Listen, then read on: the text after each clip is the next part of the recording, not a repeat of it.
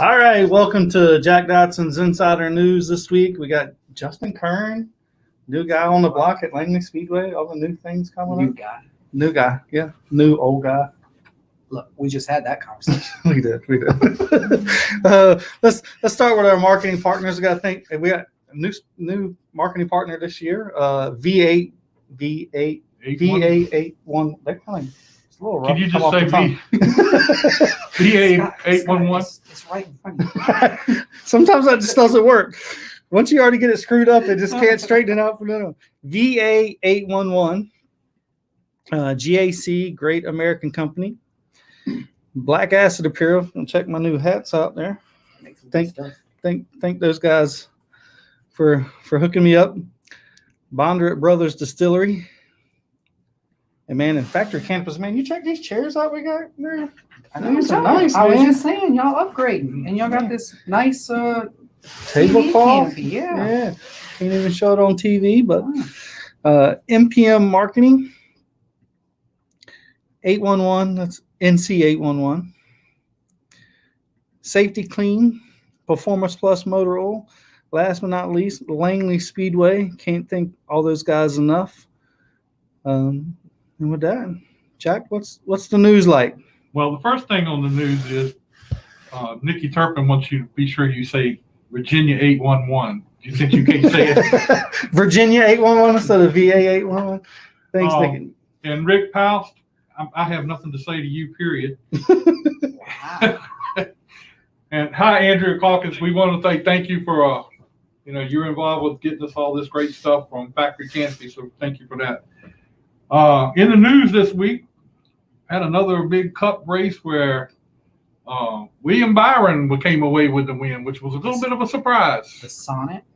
Surprise before the race started, or once the race got started? Once the race got started, and he got out front there for a little. It wasn't too much of a.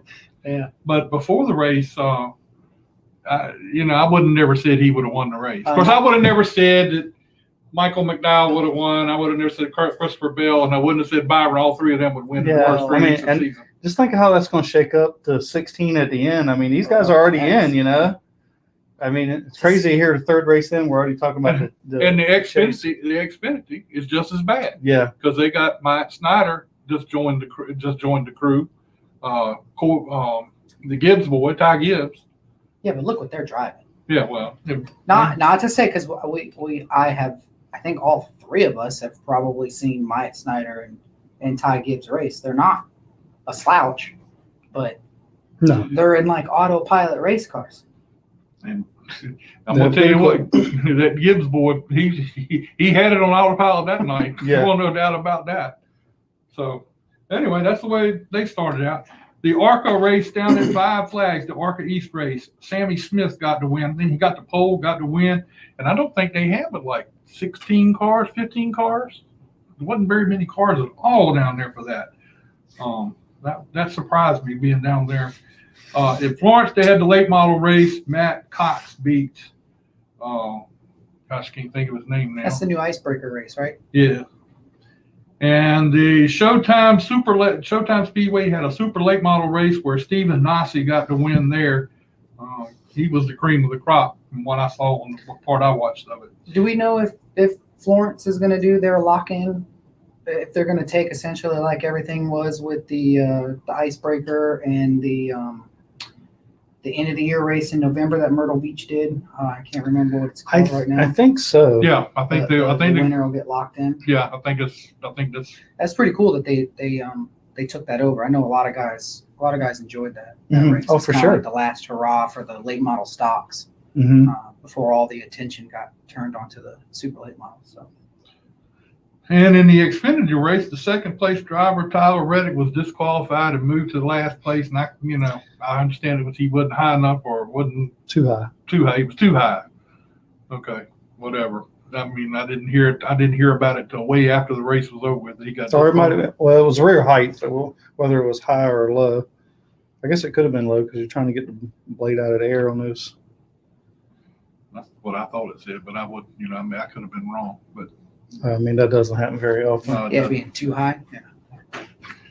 So anyway, that's all the news we have. I mean, there's nothing else going on, so we need to we need to let Justin tell us what's going on here at Langley Speedway. The new media person here at Langley Speedway. Media person, well. Media. So- What is your official title? So the media relations director. Media relations director. Yeah. But that means you got people under you, right? Not at the moment.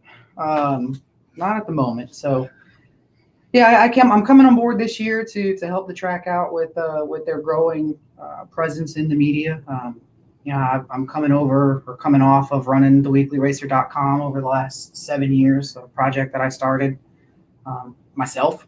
Now I got to ask, how hard was that to shut the door on that? I mean, I'm sure it's still kind of open if needed. The domains still belong to me. I still have all the logins and passwords. You better keep up on that. I know somebody likes to buy them things and try to sell them back to you. A ton of people that do that. If I don't know if my wife is watching, but you can ask her. It spent probably about a month and a half really debating about it. But it was the right time. It was the right thing. You always hear people talking about outgrowing certain things. COVID obviously didn't help. COVID didn't help a lot of things. Mm-hmm. Not being able to travel. On a business side, you kind of lose touch with what's going on. There's really nothing to post, to talk about. From a software standpoint, you kind of lose the algorithms that Facebook has going for you, so you kind of fall out of everyone's eye. On the family side, you're stuck in the house. I enjoy being around my daughter more. She's growing like a weed, so Yeah. it kind of made it hard when racing opened back up to want to go anywhere, because my daughter actually loves coming out to the racetrack and watching the cars. So I wanted to still be involved in racing. I've always wanted to be involved with Langley. The Weekly Racer kind of got born off of a failed internship approach here at the Speedway back when I was in college, to be perfectly honest with you. It worked out. It did. It taught me what I needed to learn. I was able to network with people. So coming on board to the racetrack, I'm going to work real close with Vaughn, getting press releases out. We're going to do some editorials, some feel-good stories on our drivers, our staff members, the community. I want to be that bridge to take everybody within the facility and dump it out into the community. And I like that, because I mean, we had kind of talked trying to have, somebody from the racetrack on from time to time from every aspect of the racetrack, because those people get overlooked. The guys working the tech shed, or it's a true family. I mean, you can't for sure. You can't have a show without all the puzzle pieces, right? Mm-hmm. And We could do pretty good without Scott, but go ahead. well, it's just one of those things that some people may not know about. Up here in the tower, a lot of people, that's the very first thing they want to do is throw shade at the tower, but you don't necessarily really know what goes on behind the scenes. And I'll tell you what, Paul and Stephanie and Chris Mackey that run this tower up here, I mean, it's smooth as butter, and it would be fun to be able to do a piece on them to let everyone know what they do. That was a good show we had when we had Stephanie and Chris on here. That was a good show. I mean, he got a lot of hits and everything. And I've been trying to get Paul to come on, but every time I get ready to get him on, he comes up with something he can't get here. And I sat down with Shane, and I sat right in that room with Shane, and I wanted to get a list of everybody here, so I could call them and get them to come up on and be on the show. I still have not seen that list. Well, now you got somebody to fill that void that was needed. That was my next question. Are you going to do stuff like that? We can call you and say, "Look, I need this." That would be the point of contact. Okay. All right. Now, whether he does something for you depends on where you rank up, Jack. Depends on where you rank up. In the past, you would go to last year you'd go to Vaughn or Chuck, but with everything that they were dealing with from week to week, figuring out, can we race? Can we open? How many people can we have here? How many people can we have there? Yeah. Some of that stuff may have gotten overlooked for the right reason. They're sure. two very busy guys. And Bill You don't doing have to suck everything. up to him. You got the job. no, but you need that person to call. So yeah, if you need a guest, Well, And you what can't was touch what we them. think the thing we're looking at is we've got with 811 we're going to have a new award this year. We're going to have a Rookie of the Month award. Okay. And I'm going to need to know who all the rookies are in each division. Oh, sure. So I'm going to give you a holler, and we're going to get that straight. Absolutely, that's easy. So I mean, I like to keep that up. And of course, we're going to do our other stuff that we've been doing. I'm gonna need about 2 to 3 races to get you It's fine. It's a fine. solid count. You got to get it before the end of the first month. Yeah. Okay. Well, we might have to skip April because we only have 2 races in April, or 3 races in April, because we're Can you skip it now? It's already been announced. And Brendan Quin, no, you can't run for the rookie award unless you go back to another division. And I don't think they're going to let you go back to back in Bandoleros. you run the Outlaws. So what are some of, you just gave us a broadband of what you're doing, but what are some of the things that you would like to see different here that you're going to have something to do with as far as? What are you bringing to the table? Yeah. Tell us what you're bringing with. Well, I brought my iPad and I brought my cell phone. Now, one of the first things that I've actually already started to do is kind of build a repository database of drivers and their contact info. I know Terry Beluzzo keeps a really good list down in her office for the business side of things, but I want to be able to have that quick turnaround for someone that gives me a call and says, hey, we need to talk to so-and-so to get them on the show to talk about their race. Some people aren't very keen to answering phone numbers that they don't know. I agree. So For sure. I have to kind of toot my own horn. The last 7 years, I've built a pretty good relationship with a lot of these people out here. And typically when I would reach out and call someone, they would answer the phone and give it to me straight. So that's one of the first things I want to be able to do is to be able to create that contact between not only you guys, but Race 22, Speed 51, Daily Press.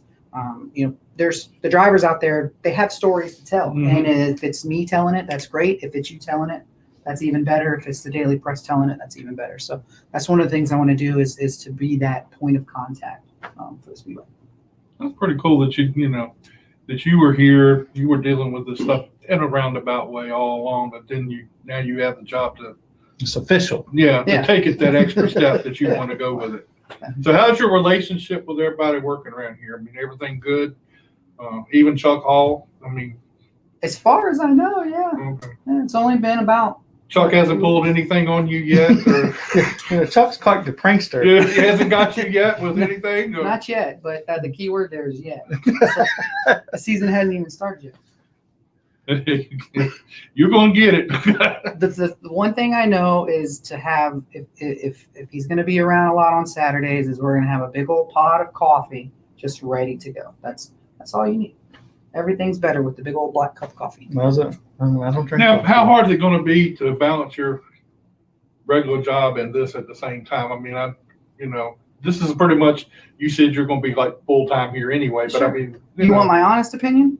Yeah, of course. When your boss is a race team owner, it makes it a little easy. Oh, yeah, that would make it a little bit better. Yeah, no, I tend to work a very early shift at my day job.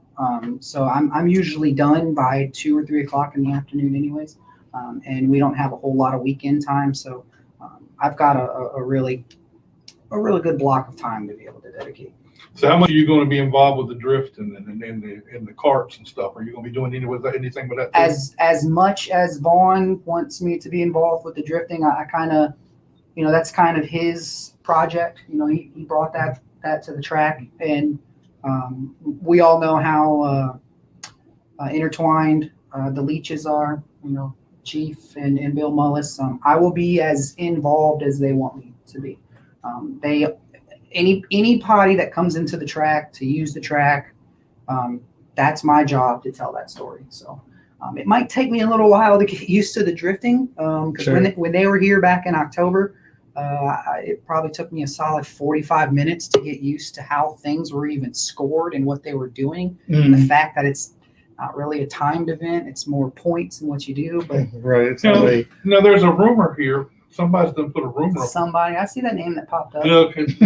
She says you got a pretty good relationship with the window girl that signs everybody in?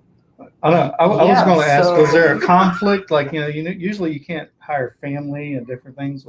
No, that you the only conflict might be when Jack shows up to the track and he can't get in.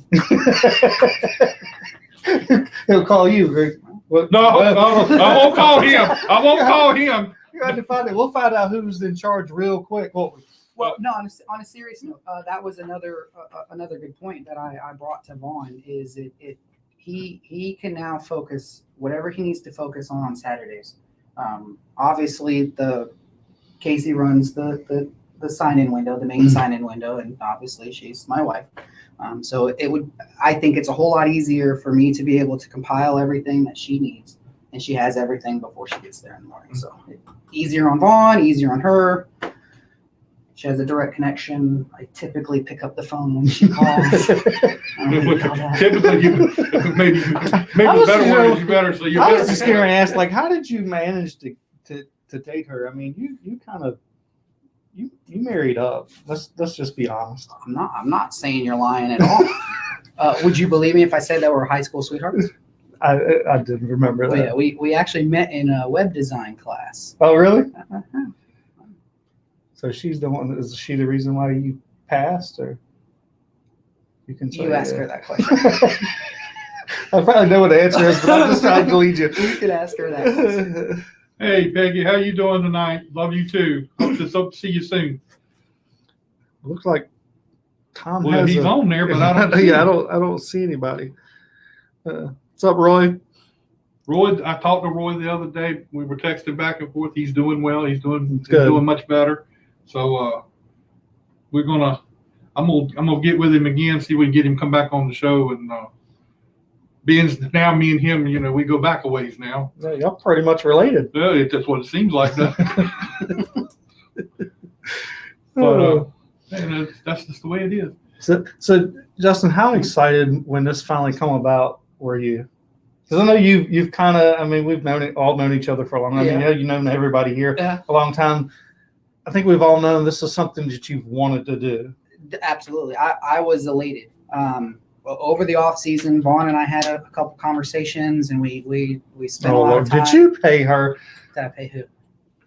Casey says she's the one that married up. Casey, come on now. I mean, is she drunk? I don't know. It's hard. Casey, come on. I've known you for a little while. I'm not really sure that's how that works, but I did see him with the phone down here. Anyway, let's see if we can get Tom on here because he's got something he's got to do. Okay, but don't look like Tom. Hey, yeah, are you guys there? Yeah, we can hear you. For some reason, we can't see the picture. Can't see a picture. Well, you're getting the best part of me then. Well, we're going to go ahead with the interview. With maybe you can move your camera around or something. I don't know what the deal is there. I'm not too techie, so I think we're going to have to go with just voice. Okay. All right, Tom. I appreciate you being with us tonight. I mean, it's really big for us to have a former Indianapolis 500 winner on the show, and I'm really excited about it. And I kept up with your career a lot during the time you were racing, being as I'm older than these other guys are, and so it's cool to have you on. And tell us a little bit how you got started in racing and how you made it all the way up to Indy and even did some cup racing. Yeah, we ran a couple, a half dozen NASCAR races, 3 Daytona 500s. But how I got started, I don't know. I was teaching school, and I think it was the thank you notes I'd sent home to students when they pretended like they were sick and didn't show up. And superintendent didn't go for that too good. So I sort of ended my teaching career. And but we were running local super modifieds and stuff and just, drive around in circles till I hit something. Well, it's got to be cool that you've gone all the way up and raced at Indy and everything. But you had a real bad crash at Indy one year. I can't remember the year right off the top of my head. And yeah, 1975. So I mean that was a pretty tough wreck. I remember seeing it, but I don't remember when it was. But that was a pretty tough wreck. Yeah, we were pretty fortunate. That was before the safer barriers and and we had a lot of fuel on board at that time. I mean, I think we were like 75, 80 gallons on board at that time. Now, they've got them down to about 22-gallon tanks. So, safety's come a long ways in the last couple decades. But we were fortunate that day. We got away with a pretty spectacular accident. Your time in racing Indy and everything there, and do you still go and are involved some now, or are you completely out of it? No, a lot of the fan base at Indy is, have been going there for a lot of years. So they try to get us old farts back there every year. And most years we go back. Obviously, with this COVID situation, we didn't go back this year. And hopefully things will get straightened out a lot better for 2021. What are some of the things that's going on with the Indy cars now that you think there may be some changes that need to be made to make it more viable? Well, actually, the racing is pretty competitive. They've done a good job there, but with NASCAR being so strong and running virtually every weekend for about 36, 38 races a year, they've sort of dominated the TV side of things. But actually, the show the IndyCars put on is very good right now, and they just need to get a bigger TV audience. I mean, the show is great. The cost is up there pretty high, and that makes it restrictive for a lot of people to get involved. But the IndyCar show is excellent, and they need to do some things. They haven't been quite as creative as the NASCAR guys on making the show as entertaining. But I think they're getting their eyes wider open, and hopefully they'll see some things that they can do to make the racing even more exciting. Now, with the NASCAR and the Indy cars, they're going to be running one weekend. They're going to be running at Indy together. How do you think that's going to work out? Well, I think they did that last year a little bit, and I don't know if it was with the Cup guys or the Infinity guys or which group they ran the same weekend on, but I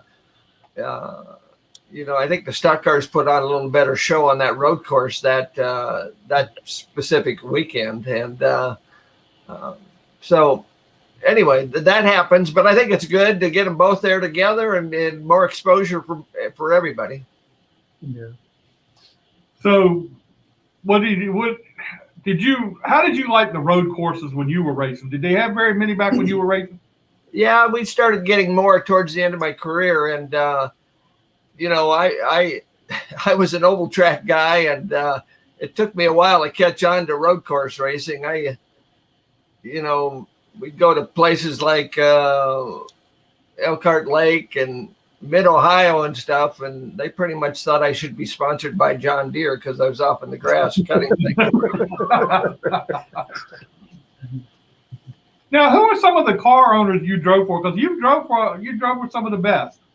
Yeah, I did. I started with Grant King, which was a Chinaman out of Canada that was sort of a low buck deal as a rookie in 1974, and that was pretty good. He didn't have much money, so he copied a Dan. Back then in the mid-'70s, you had to have a Dan Gurney Eagle to run up front pretty much, and so he didn't have the money to buy an Eagle, so he took a bunch of pictures and copied a 73 Eagle, and so I had it in 74. It was a year-old copy at that time, and I was a rookie school teacher from Spokane. We qualified 8th, and it really upset Gurney because he was running the factory team and with Bobby Unser, and they qualified 7th that year with the factory team, and we had a year-old copy and qualified 8th as a rookie. So that sort of got their attention. Yeah, you've been with some of the best, and I know you enjoyed your time with those guys. Oh, we got a fan question for you, Tom. Okay. It says wants to know what happened with the Meyer team folding up before the '84 season. Well, that was Teddy Mayer and Tyler Alexander, and I ran for him in '84, but they, we just didn't have the funding to run in '85, and Teddy and Tyler were pretty much the McLaren guys from the very beginning, and they were there when Johnny Rutherford was winning the races he won in the early '70s, and a couple of great guys. We actually in '84 we ran with them and came within, I think, 1 point of winning the national championship with those two guys. They did a tremendous job for us, and we had a pretty good season. But I think Mario beat us out by a point or two for the national championship that year. And in '85, the next year, we couldn't put together the finances they needed to come back and do it. So, and they weren't going to come out of their pocket too deep. So we went on down the road. Now, back in the days when you were racing, it was, you had AJ Foyt, Mario Andretti, Johnny Rutherford, all those big names racing back in those times. Who were some of the guys that you may have had a little bit of a rivalry with or whatever back in those days? All of the above. Yes. No, AJ and I didn't get along too good. It was pretty good. AJ was probably the king of intimidation. He might have been the Dale Earnhardt of our group back in the '70s and '80s. And so anyway, we didn't get along that well on the racetrack, but it was pretty funny. After I retired, I went on to do the TV for ABC and ESPN for 4 years, and he was still running the team. And he knew he had to be halfway nice to me, so I mentioned his team on TV, and I could tell it was just killing him to do it. I would imagine probably it's not real hard to not be on good terms with AJ. He just has that personality. Yeah, he was very interesting. Won a lot of races and was a great race driver. Yeah. What is the biggest highlight in your career that you can, other than the Indy 500? I mean, I know that's number one, but what is the biggest highlight? Probably in 1980, we started dead last and finished second. It was the third time we'd finished second at Indy, but we started last with a backup car and a team that wasn't one of the biggest budgeted teams in the place. But we maximized an effort. The team, the crew, the driver, everybody pretty much got all they could out of it. And it was one of the first years we were really the first guys to use spotters, our team. But when I was teaching school, I was a football coach, and the guys in the press box could see a lot better than us on the sidelines. And so we tried to incorporate that same kind of theory. And it didn't really catch on to everybody else until, I don't know, maybe 7, 8, 10 years later. And now, what spotters mean to the drivers and the sport. It's a pretty big deal. You got that right. Mark, we got another question. Mark Powell wants to know, how fun was it to race at Trenton in an Indy car? Yeah, Trenton was pretty interesting. Most people probably don't even remember Trenton, but it was, I don't know, mile and a half, but it had a sort of a dog leg to the right on the back straightaway, not a dog leg left like Phoenix. It had a dog leg right. And it was a pretty interesting track. Obviously, back then they didn't have a tunnel that went underneath it. It was sort of at the state fairgrounds. And I can remember one time I was a little late getting to the racetrack and couldn't get across, so I missed practice. The team was pretty upset with me, but without practice, we went out and sat in the pole. So I guess we they won't mad long, They weren't mad too long. Well, Tom, we appreciate you spending a little time with us tonight. I know you said you had to get on earlier, so you had something to do, I guess. But we appreciate you being with us, and maybe I can get you back on here and we can talk some more. Sure, that sounds good. Maybe a trivia question that's pretty good. I drove for Roger Penske for about 4 years, and was the first guy to run 200 miles an hour at Indy instead of with Roger's team. But the trivia question would be, who's the only guy that's won the national championship 2 years in a row and got fired? Well, that must have been you. Yeah, it was. That's pretty good, though. I mean, you win the championship and still get fired. That's pretty cool. You got to be pretty hard to get along with. I'm telling you. Anyway, good talking to you guys. Tom, thank you so much, and we'll talk to you again real soon, okay? You bet. Thanks. Later. can you imagine win the championship 2 years in a row and get fired? The 2 years in a row part is the kicker for me. But they get fired. Well, yeah, with different teams, I guess. Yeah. I mean, well, look at the Truck Series. No, he won Brett Moffitt two. Did it? He won 2 years with Penske. Brett must be hard to get along with. So anyway, hey, I see Quin Houff on here, so let's see if we can get him on. Quin, man, how you doing, man? How's it going, guys? Good, man. Hey, look, we're doing good. Now I'm gonna ask you a question. I got into an argument a couple weeks ago. That's a shocker. A couple weeks ago over your last name. Now, my wife used to work down here in the paper company, and your dad used to go in and out of there a lot, so they knew each other. But how do you say your last name? It's Houff. It's like house with F is what I like to say. So we got it on TV. Your wife's gonna be happy. I lost it because I told him it was Houff, and she would, because I've always seen Houff Trucking. Where's Cave, Virginia? That's not what it said, Jack. And now I know it's Houff, and I did. Okay, I'm sorry. I've been calling you Houff all these years. No, it's something. Even some of the people that work for our family business, it's Houff Transfer. So we get the point. And the other thing that a lot of people make fun of it, Weir's Cave, Wires Cave. It's all a mess.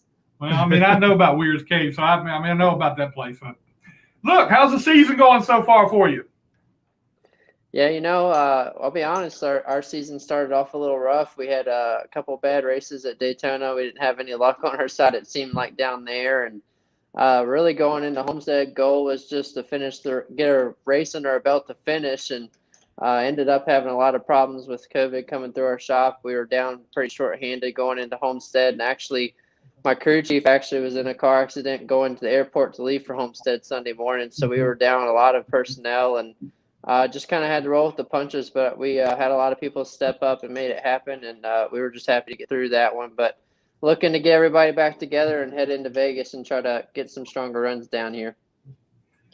What do you think about that road course there at Daytona? It was, at least they fixed it up from when they had the clash. But I mean, was it a lot better for you?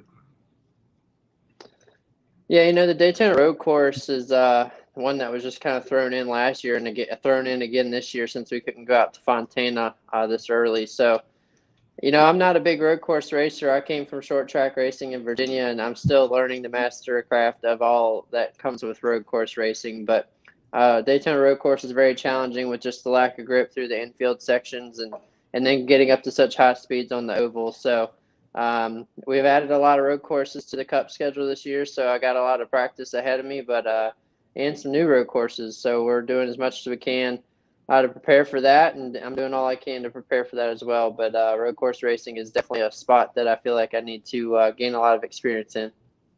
Do you do the iRacing to try to help with that, especially these new road courses that are coming? Yeah, iRacing has become a big part of what I do to prepare. Heading into COVID last year, I had never really done iRacing, and I have a great partnership now with Sim Seats out of Richmond, Virginia, and that kind of came together at a perfect time to where I got to play with my iRacing rig from them as soon as we had the little COVID break last season. So learning that all then, and then coming back as a rookie without any practice and qualifying, it really became a big part of my preparation, and I'm carrying it over into this season for sure, going to these new tracks like COTA. I've never been to Road America, and then hopefully they get that Bristol dirt track up on there soon so I can get used to throwing a cup car sideways. So it's definitely been a big part. Being a smaller team, we don't have any big OEM support, so I don't get any necessary like Chevy sim time or anything like that. So I got to do all I can from what I have at home. Well, that was my next question, talking about Bristol. I mean, do you have any dirt experience to where you can go out there and make a difference out there at Bristol? No, I really don't. Like I said, I've always been a short track asphalt racer in the late models and super late models. Never done anything dirt. So if anybody's got a dirt car that they're willing to let me go out there and test, that would be probably a big help. But I really don't know how much will apply. These cup cars are so different from anything. I don't know what would be the closest to what we're going to feel like on Bristol dirt. And it's one thing to go to a dirt race track, and it's another thing to put dirt on a concrete track. So it's all new, and we see the short track nationals going out there and doing some testing, and they're going to be running soon. So there's going to be a lot of eyes on that about how that goes. But, Bristol dirt race is just a question mark, and we don't really know who's going to do well and what kind of calamity is going to be there. You got guys that have plenty of dirt experience, and you got guys that don't have any dirt experience. So my mindset kind of as of now is just prepare the best I can. I'm running anything I can on iRacing dirt-wise just to get used to what kind of vision you have to have as a dirt racer, what kind of wheel input, how that reacts, throttle input, all that stuff. So, but I'm going into Bristol with the mindset of just being in a car there at the end of the race. I think is going to be a big goal, and I think that'll be a big finish for a small team like ours. What kind of things, from a car standpoint, are you going to have a special car for that race, or you just going to take a car that you have in the shop and do whatever is necessary to get it ready for the dirt? Yeah, so that kind of gearing up we're doing. We are using a short track car that we had. It's not necessarily any different chassis wise. There are a few different things that NASCAR are kind of rolling out rules wise that we can adjust on, and the guys are starting to make those changes to that car. But it's definitely something that's been kind of a focus after we got the season started. We got ahead of the game, got a lot of our mile-and-a-half super speedway cars ready and the road course car as well. So now they're kind of really working on this dirt car and kind of changing the things that the rules are allowing us to change. But like I said, cars haven't been on dirt in quite some time. So it'll be interesting to see what we hit on or what teams hit on what to do the best. Yeah, that'd be a good opportunity for maybe like a special sponsor, like 811, call before you dig. We're racing on dirt. You got any sponsors lined up for the dirt yet? Yeah, we got some great partners that came on board this year. Mane and Tail was a very big one that came on board this year. They were on our Daytona 500 car. I believe they're going to be on our car at the Bristol Dirt Race. We also just released an announcement of 8-Ball Chocolate Whiskey. They're going to be on 11 races as well. And a lot of the partners that we had last year are going to be coming back for at least 1 or 2 races. So that's what makes a small team like ours be able to do and continue to do what we do. So, through all the pandemic and everything, I thank them enough for their support and having a sponsor jump on board this year, like 8-Ball Chocolate Whiskey, and bringing a new sponsor to the sport is refreshing and kind of a boost of confidence to myself as a driver and Starcom as a team, just to have somebody that believes in what your vision and what your dream is and believes in all the hard work and being a grinder of trying to make a name for yourself at the top level of motorsports. I'm trying to figure out what this really tastes like. Because 8-Ball Chocolate Whiskey sounds pretty good. It sounds pretty good. You gotta keep Andrew Combs from getting into that stuff, right? I lost you guys. Huh? You got us? Hello? Can you hear us? I'm thinking not. Apparently not. Can you hear us, Quin? I think he's live. He's looking, but he don't hear anything. I can see you, but I can't hear you. Might need to call back. Yeah, we can hear you. Yeah, that's fine. We're not good at lip syncing, so maybe he'll come back in. Post in the chat room. So Oh yeah. you might need to I don't know if it'll. Well, not now because he's out. There's like a private chat here. I got you. Or maybe he'll give us a connect call back. come on back, Quin. It looked like towards the end the connection was a little slower. Yeah. It was taking a little bit longer to respond. Yeah. To respond. Gotta love technology, right? Well, then the Mark Powell says he's disconnected. I think he's saying that got disconnected. How can he be disconnected but he's in the challenge? No, that's true. There he is. Are you back? Okay. Yeah, I lost sound. Yeah, we could hear you, but we could hear Yeah, I had to just rejoin. And that's been another adjustment, is doing all these Zoom interviews and stuff. Technology seems to rear its ugly head sometimes. At the wrong times. Yeah, always at the wrong time. So Quin, how involved are you with the sponsorship side of it? I mean, I know kind of everybody seems to be anymore. Or how hard do you work at it? Because you never got to, the landscape of the NASCAR has changed in the last 10 years. Used to, if you just had a car, you could never about sell a good sponsor. Today's different. Yeah, it's very different. I mean, realistically, being able to have partnerships that take you where you need to go, or be able to allow you to race it at any level.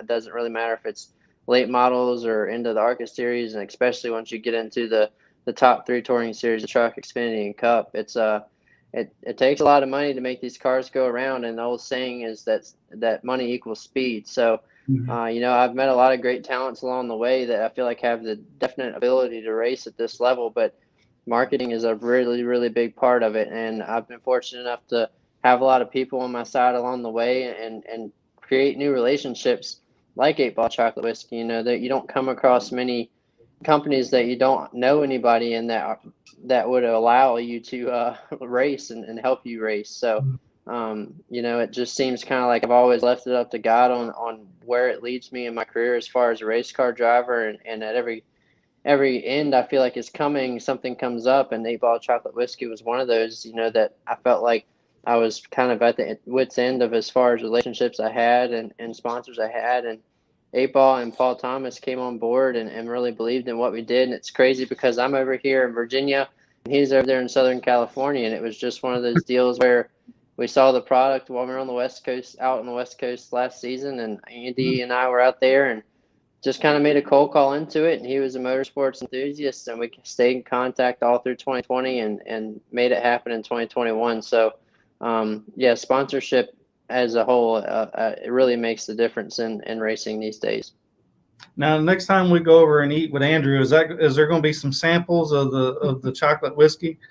I'm having a hard enough time getting the samples myself. They say it's selling as fast as they make it, and they're coming across the U.S. They started out on the West Coast. They're coming as far as Texas and Kansas and Missouri this year. And I mean, it's an easily recognizable bottle. Who doesn't like the old 8 Ball logo there? And people love it.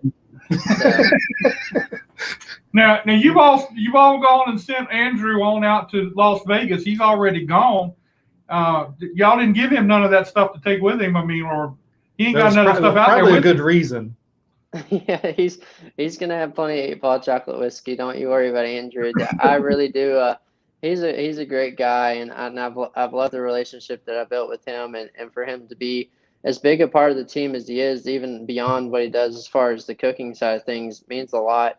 And I look forward to continuing to work with him, and I look forward to getting out there to Vegas with him. I hate they have to drive so far this year with the way things are with COVID and everything, but he's a hard worker, and he's buckled down, and he's taken the challenge on to make it happen. So I can't thank him and his team enough for what they do for not only our team, but they cook for a lot of teams throughout the weekend. So it's really, really cool what they do.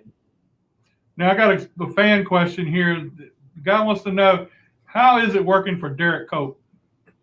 Yeah, that's a good question. Derek is a really unique individual. He's done a lot of things in the industry as far as racing goes, from being a Daytona 500 champion behind the wheel to building his own engines, doing his own race teams, doing his own shocks. He's been in a lot of different positions, and that brings a lot of experience. And having someone like that in your corner as a young driver it helped a lot, especially into last year, my full-time rookie season. Not having practice, and obviously he's got a lot of experience with the aero side of things. He's a very good super speedway racer, and with the package we're running, that applies to a lot of these 1.5 mile races as well. So I definitely pick his brain a lot. We study data together a lot, and it's been really fun to learn from him. I mean, him and his wife are some of the nicest people in the garage, and that is the God's honest truth. I mean, we've been around the team enough on some of the weeks, and I mean, and they are probably. I mean, I don't even know who me and Jack are, but they're like the most welcoming people, probably most of any team that I could say, personally say for sure. Yeah, that's something being a part of the Starcom family, it's just we're all race fans, and we're down to earth, and we're all just out there to have fun and do what we love, and to be in an atmosphere like that makes it a lot more enjoyable to go race it week in and week out, for sure. Looking at Derek Cope's team, the Starcom team and everything, since you went over there to, I guess, the beginning of last year, or when you went over there the first time, things you see things changing little by little. Do you see that too? Yeah, I mean, Starcom Racing is a fairly new team to the Cup Garage. When I came over there, they were only in their third full-time season in the Cup Series, and for them to take a chance, Mike Kohler, the owners out of Starcom Fiber, on me was very humbling, and to be able to, this was the dream, was to race full-time in the Cup Series, and to be able to do that's been amazing, and all the new parts they brought in and all the different things that they're trying to build there as to continue to get better has been very, very good to see. And, just to be on a team that's looking to turn every stone over to get better and not just be satisfied with where they're at. And that's kind of what we're doing heading into the second season together. We've done a lot of updates in off season as far as our bodies go, and a lot of the same parts as far as personnel are coming back. So to be able to have those relationships already there and be able to go back on notes now and improve on them is going to be huge for our 2021 campaign for sure. I was going to ask, do y'all have a technical alliance with anybody? I know y'all were doing ECR engines there for a while, or some on the plate tracks. Yeah, we're not. We really don't have a big technical alliance. We've actually got our own. They've purchased their own motors now. Obviously, all the cars as far as chassis go came from JTG, and having Ernie Cope over there obviously helps Derek out as much as he can. And that's kind of as far as that goes. So it is a little difficult as far as not having a major technical alliance and being a single car team. But there's a lot of things looking up heading into 2022 as well with this new car coming in. That's kind of the mindset. Everyone's looking forward to that and to those new challenges that come with it. Yeah, I think everybody is. I mean, I think even the fans, well, maybe some of the fans don't understand how much the new car is going to change, but I think it's going to help level the playing field. Yeah, it's definitely going to help kind of level the playing field, if you will, at the gate, being able to have everyone on the same sort of equipment as far as newness, but obviously you'll still have your OEM supported teams with the motor programs, and you're going to have the bodies and everything that are different between the cars. But the direction NASCAR is heading with it, I think, is a good direction. All of us, especially I feel like as drivers, want to see the word stock put back in stock car racing a little bit more. And, I think this new car, obviously there's going to be a long list of changes. The car is going to race very different. I think these cars are going to race better on the road course side, and they're going to race a little bit differently on the oval side. So it'll be nice to see a lot of these drivers be faced with challenges. Some of these guys have been running these cars since I've been running go-karts. So for them to have to go to these tracks and learn something new alongside of all the new guys that are in the series is going to be interesting to watch for sure.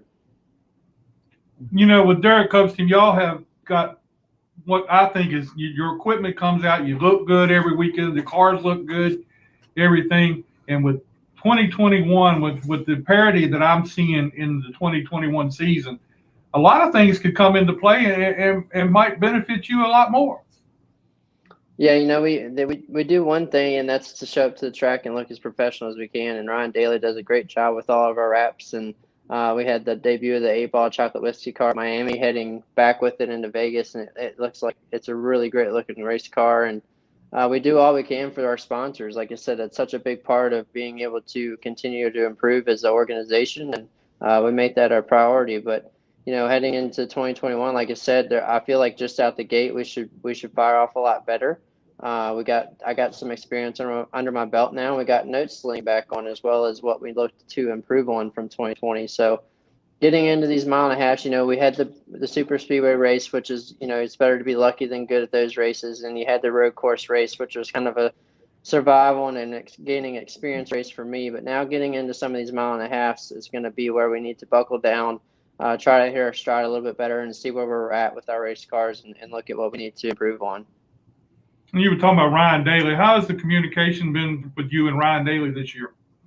Yeah, it's been great. Ryan Daly has become a real good friend of mine, and we actually talk probably every day. If not, anytime I'm on the sim, we're on there together. He's become a big part of helping me on iRacing, along with Aaron Griskoff. He's become part of my website as well. So, it's really cool to be introduced to these people and see how the relationship grows. And for them to be a part of even just me learning racetracks is really cool to do. And for them to help me do that means the world to me. And to be able to run everything that he designs as well is pretty neat to see on track for sure. Well, Quin, we appreciate you spending some time with us. I'm not going to say your last name. I was My wife is probably listening, so I'm not going to say your last name. But Well, I appreciate you guys having me on. Well, we appreciate you giving us some time. I know you're busy, got a busy schedule going on, and everything is going on with racing right now. So good luck to you this weekend in Vegas. All right, I appreciate it, guys. Thanks a lot. We appreciate it, ladies. That's pretty cool. I mean, it is neat that this year we've got a lot of new people coming into the sport, some new sponsors, and that's exciting. I mean, and then, we've got a lot of new winners, young winners. I mean, this year is a different year, and especially after dealing with COVID most of all of last year, and things seem to be going to be brighter this year so far as the racing and the tracks and so forth. But there's a lot of things that are lining up that's really exciting. I mean, when you got Pitbull, Michael Jordan, Mark Borchetta. He's come on and he's got a Xfinity card. Okay, and Justin, then Justin Marks is with Pitbull coming back into the NASCAR side. Trackhouse, and you got the guy that played for or is playing for the football guy, Kamara. Alvin Kamara. Yeah, for the Saints. Yeah, he's hooked up with somebody. No, there was somebody with Buffalo. I thought it was. No, Well, maybe it was. I know or maybe that, he played for Buffalo. Chimera Andrew will probably on correct Twitter me in a minute. that he attended his first race, and he legit said on Twitter that he would pay for anyone on his team to go to a race. But once then COVID whoever, lifted I can't think of the guy's name if that's him or not, but his dad was a big NASCAR fan, and that's what he wants to be involved. So I mean, you got all these new people that are coming involved, and it brings, they bring other people that might get involved into the racing, which is pretty cool. Coming from the media guy, the best sponsored by Ryan Bart, sponsorship is or advertisement is the word of mouth. You'll never get anything better than the word of mouth. Yeah, I agree with you on that. Yeah, last year was a weird different. So far, this year is in my opinion, is a good different. It was like I was listening to them when I was coming down here today. I mean, they're pretty much saying, this year is completely opposite. If you would think about it, Harvick had 9 wins last year. Hamlin had 7 or 8 wins. I don't know exactly. And he said, so far this year they have 0, and nobody would ever thought Michael McDowell would be number 1 in the power ratings. No, I mean, he's got 3 top 10s. Yeah, him and Harvick. Him and Harvick are the only ones in the Cup Series that have 3 top 10s. Although, I mean, winning Daytona, I mean, anybody can get lucky with Daytona. I'm not taking anything away from him. No, but he's a good road course racer. So it wasn't surprising for him to run well in a road course. Really, the last 3 years, he hasn't been terrible on plate tracks. No, it's like what Quin said. You're better to be lucky at a plate track than good any day. And I think the Front Row Motorsports, they're beefing up their stuff a little bit better than what they had before. Well, I don't know if they're still a Rouse affiliated or technical alliance team. I mean, they were. I don't know if they still are. They do have some. And Roush, I mean, they had both cars were running well at different parts of the race the other day. So I think, they've been working hard on their program, especially bringing Ryan Newman over. That was probably one of the goals. Although I did like the fact that Mark Martin was calling Jack Roush out that he never paid anybody until they hired Ryan, because that was the only way they were going to get somebody that had credibility that could help them turn their program around. He said it used to burn him up, and he would, people were making 2 or 3 times what he was making driving for Roush, which I had no clue. I was at Dover one year when Ryan Newman was driving for James Finch. Ed Clark says they need a Jack Dodson sticker. I ain't gonna say that now. But we were at Dover, and they went down the front straightaway, and Ryan Newman passed 2 or 3 cars in the front straightaway and made it into the turn. And Nick Harrison keyed to Mike. He said, "That's the first time this year we ain't hit nothing going into turn 1." He said, "That's why you're driving that car." I want to go back to Langley. I don't know, what do you know? You may not know this. What's the restrictions, or is there restrictions for opening night and stuff? So the whole state of Virginia, the governor came on, was it last Tuesday, last Monday? And right now we're at 1,000 people in the grandstands. Okay. That's what I thought, which is less than what we had last year, because it was 1,500. No. So last year you had the grandstands and the pits were all bunched into one. It Right. was all 15. it was all a mathematical equation. Correct. Yeah. Now you can the grandstands are at a 1,000 person Regardless capacity, of what the. regardless of the pits. Okay. So 'Cause I was wondering if that was going to be, if that was still a combined number. no, it's the way that it's worded is you're able to have 1,000 people in the grandstand. So in reality, we can actually have more in the grandstands than we had last year. Correct. And the governor was even said on that press conference that they may look into extending that number come April, with the hopes of even making that number a little higher in May. So as the season goes on, we could probably see more and more people in the grandstands, which is great because the track can definitely hold those people. Sure. Definitely use it, and we can certainly maintain the social distancing that's required with the way that the facility is set up.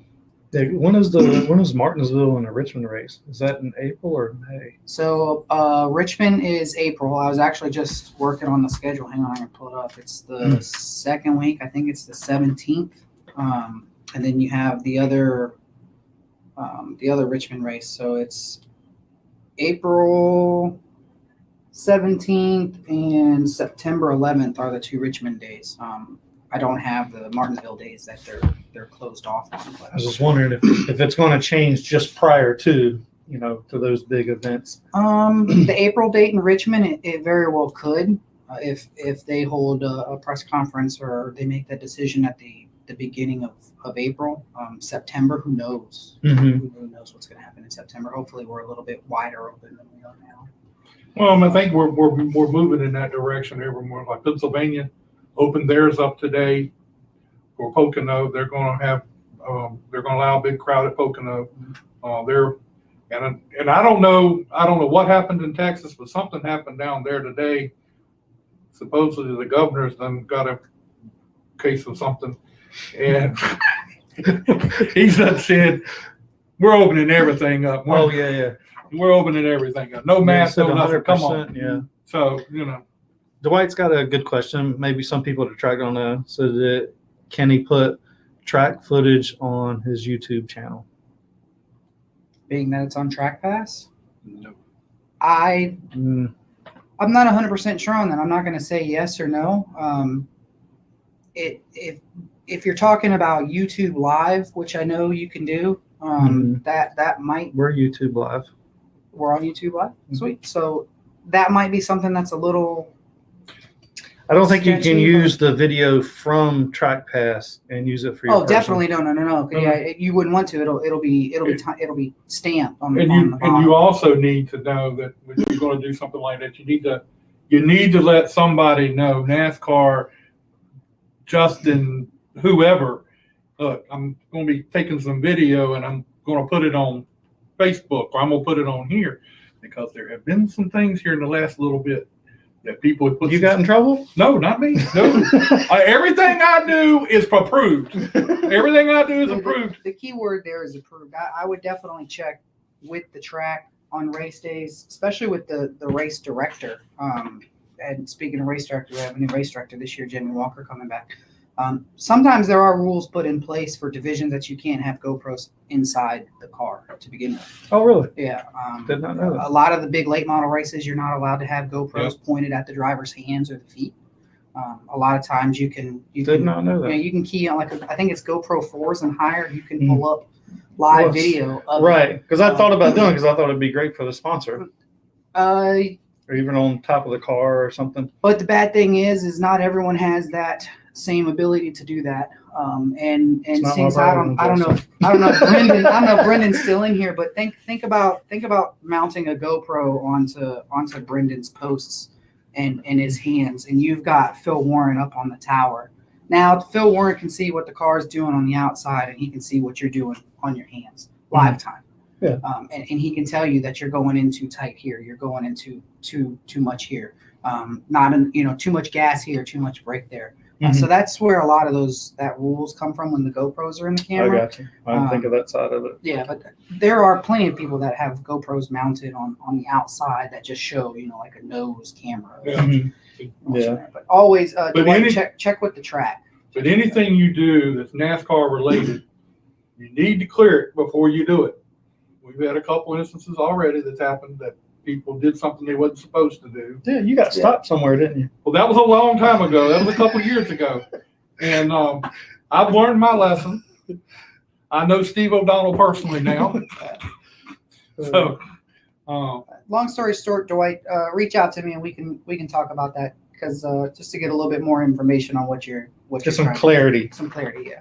Of what you're doing.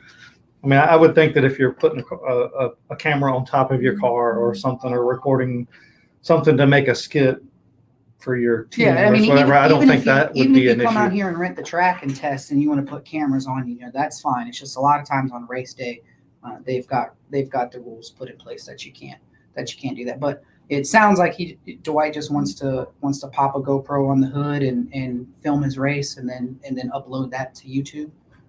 I can't see how that would be a problem, but it would definitely be something that we can check into. yes, Mark, I am a nervous person when it comes to stuff like that. I make sure all my bases are covered because I've already been down this road. You want to, and to dig a little deeper, most tracks, they've got media policies. That's right. And at the very end, it will usually tell you that if you don't follow those procedures and protocols, that you could be asked to leave and not come back. Yeah. So Jack, if you come to the door and your key don't work, I don't know who you call first, Justin or Vaughn or Chuck. No. Bill. I call Bill. But we've experienced it, so we know how it is. Yeah.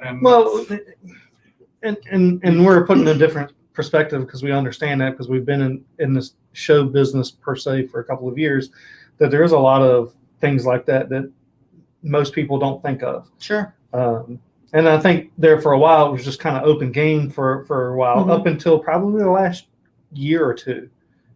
A little bit further in NASCAR. I'd probably say the last handful of years, 3 or 4 years. I'd say the last 5 or 6 years. Well, I'm thinking we were called local, 6 years ago. Yeah, but I'm saying the local tracks really weren't policing it that much, or to my knowledge, they weren't. Now the Cup side was a different story. There at one time you couldn't take pictures inside the garage. I know we couldn't. You couldn't do any videos. But then when Periscope or Twitter, however you want to call their live streaming started, that was sort of this gray area that everybody could start doing. It was new. Yeah. And that's became a new thing. And I mean, there's a lot of neat things that have come from that. I mean, this show, it's created great platforms to do things like this. And other things. You can use a lot of that stuff for not only for your own team's perspective and learning as a driver, but you can use that footage for marketing sponsorships, partners. You can go and show somebody exactly what you're doing. This is what I do. This is what you can see. So there's definitely added benefits, but when you're inside the track property, there are certain guidelines that we ask to follow. So, all right. Anything else from anybody? I don't see nobody put nothing else out there. Anyway, we're glad Justin came out tonight. Appreciate you being out here. We'll have you back again. Yeah, absolutely. Every time something big happens, we'll bring you in here and Just let me know. let you stir it up a little bit for us. So. No, we're not gonna do no stirring. I only got one request. Okay. When Jack does turn 72 this year, can we announce that like on Saturday or make a nice post about that? We'll make Jack's birthday every Saturday, and he'll just be like 80 something by then. Before we go, I do just want to let everybody know that the tickets for the Day of Destruction are going on sale this Monday. Mm-hmm. We are still working on some improvements to the online ticket experience, both from the purchasing and the redeeming.